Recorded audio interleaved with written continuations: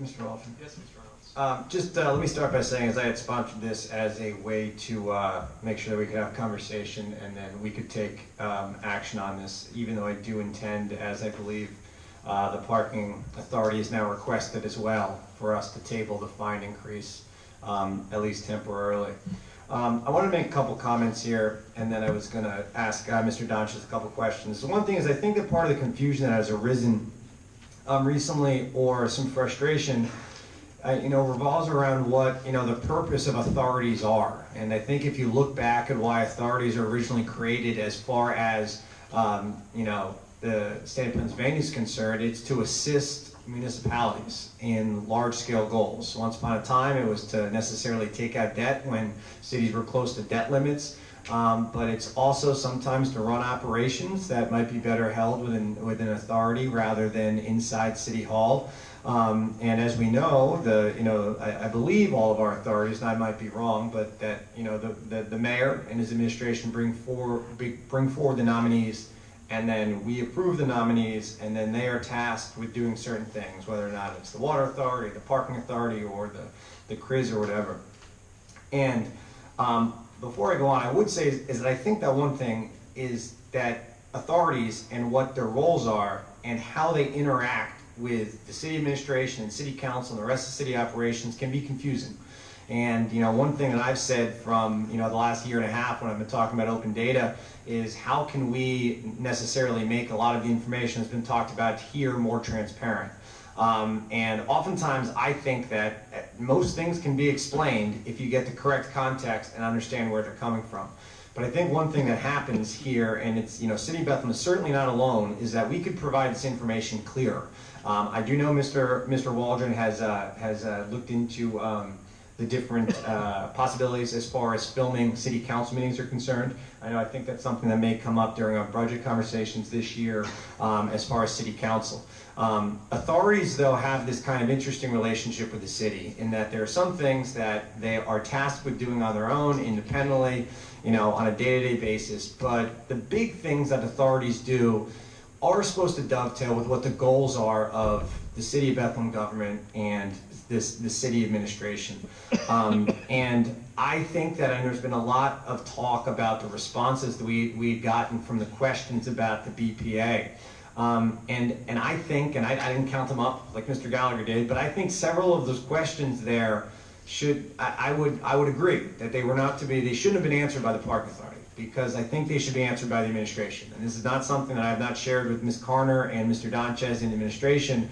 But, and one thing I will say about Mr. Livingston as well is that Mr. Livingston has said consistently that he does not do big things that don't have the support of the administration and city council. And he was tasked with something, as was the authority, as far as looking into the potential for this Polk Street garage. And so then I think there are some things that the Park Authority absolutely should step up and answer, because it is their responsibility. But I think one of the frustrations that some of us have had is that some of the things that maybe Mr. Livingston, and this goes back not just to this conversation, but previous conversations, Mr. Livingston, the Parking Authority, have been asked to answer, I don't think fall into their purview. And I do think it's the administration's job to stand up and say, this is what we think is best, this is why we think it is best. And I appreciate Mr. Donches' statement there, where he had read some of the things that have gone on there. But I think we need to be clear that on these large-scale decisions, and the impetus for them and the reasons for them come from some of the things that Mr. Donches had just spoken about. And I do have a couple kind of direct questions about that, because I think, I do think that it is the will of council to table the fines. And I personally think that the best time to have a conversation about the potential fines is when we look at not just the potential financing of a Polk Street garage, but the particular details of that financing, similar to what we had with New Street, except that at the time we were just being asked to guarantee that particular debt for the parking authority. And I understand that might not be an option this time, but I think the best time to have this conversation, as I've been saying for a long time, is that we lay out timelines as far as when these things, we want them to happen as a city. And like I said, I don't believe the parking authority operates independently. I've never found Mr. Livingston to say, I'm going to do this, even though people on city council and the administration want to do something different. We just need to be clear about where those goals come from. And Mr. Doncic, you had laid out a couple things in there, but I just want to ask you an additional question. What is your, and I know you had said, and I know Ms. Carner's talked about, you know, the importance of the potential Polk Street garage. What is your goal? What is the timeline for when that would break ground or when that construction would start? First, let's put this in perspective. We do have an agreement of sale now after many years of very frustrating discussions with the Sands, and it really wasn't until the sale that the Sands moved, and I think we were very lucky to get the agreement of sale. Based on the engineering study, I would like to see construction start mid to third quarter of 19. Mid to third quarter of 19, and once the authority reviews all the options as far as financing goes, as I said in the statement, we would come back to City Council and discuss those options along with the fine increase. But I would say, being optimistic, mid to third quarter of 19. And I believe that mid to, and you correct me if I'm wrong, but I believe that the parking authority recently completed the sale with the Sands, correct? There's an agreement of sale, correct? There's an agreement of sale now. So I think that's like one of those, you know, questions that's kind of come up here is what is the timeline for this particular project? And to hear mid to third quarter 2019, I think gives us an important answer for when we might potentially be looking at this. And you're probably looking at, including the engineering study and construction, probably in a ballpark of 16 to 18 months. To take to build the thing? Okay. The fines that are in front of us, and this is another kind of confusing thing, because as we know, as we've talked about, the mayor controls the meter rates, city council controls the fines, I believe the authority controls the surface lots as well. But at the same time, obviously, we're looking out for the interests of economic development, individuals, businesses, everybody else.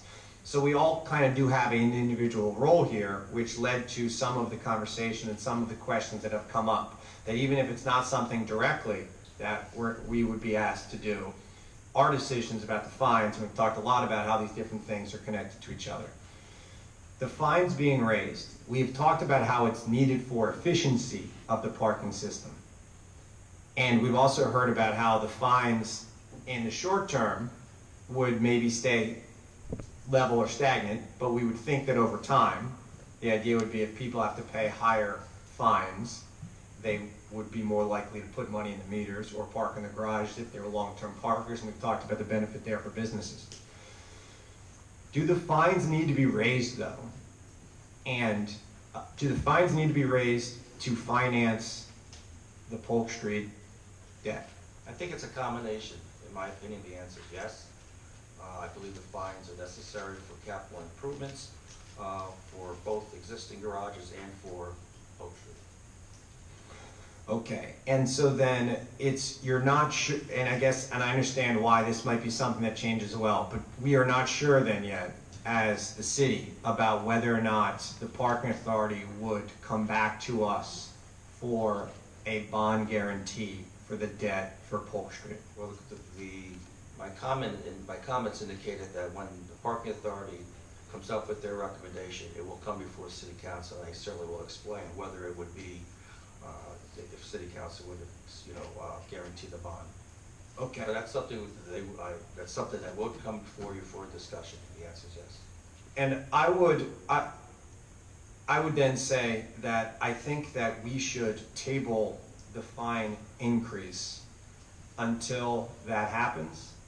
But I also think that it is an important part of this conversation as far as if it is determined that the parking authority does not have to come to City Council for necessarily the bond guarantee, that we still have that same conversation at the same time about we want to raise the fines here are the details, just like we received with New Street. I think that's a very important thing for people's confidence. And I agree. That we need to have that conversation today. Because sometimes what happens, and I don't blame anybody, but sometimes, you know, we table things or we put something off, and then they do kind of, because of the nature of different meetings and authority meetings and things like that, is they kind of float around in ether, and then something happens and they come back in a little bit of a different form. So I think leaving, if we table the fines now, I think, and I'm happy that, you know, we're on the same page, is that if we table the fines now, to let everybody know, the fines are going to come back to us when we're looking at the potential financing of a Polk Street garage. I think that makes me feel particularly comfortable. I've said from the beginning that at the end of the day I'm going to vote for the fines, because we've talked about why they're important as far as the turnover is concerned, about how we need to push people to long-term parking, how right now there's no incentive, and currently too, now that the meter rates have been raised, that now there is probably going to be even less of incentive without raising the fines to just get a parking ticket and pay $10 rather than paying an increased meter rate. So this is not, hey, we should put this off forever because I don't ever want to touch the fines. It's not that. It's that I think that we need the information, and I think it needs to come back to us. And I think at that time it'll be easier for people to look at and say, this is why we need the fines. This is you know, what NCC needs. This is what is at stake as far as the Polk Street lot is concerned.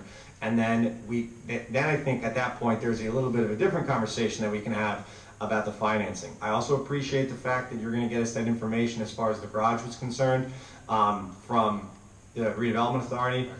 I think that if you look back, that money originally to build the redevelopment, to build that Polk Street garage was supposed to come out of TIF funds.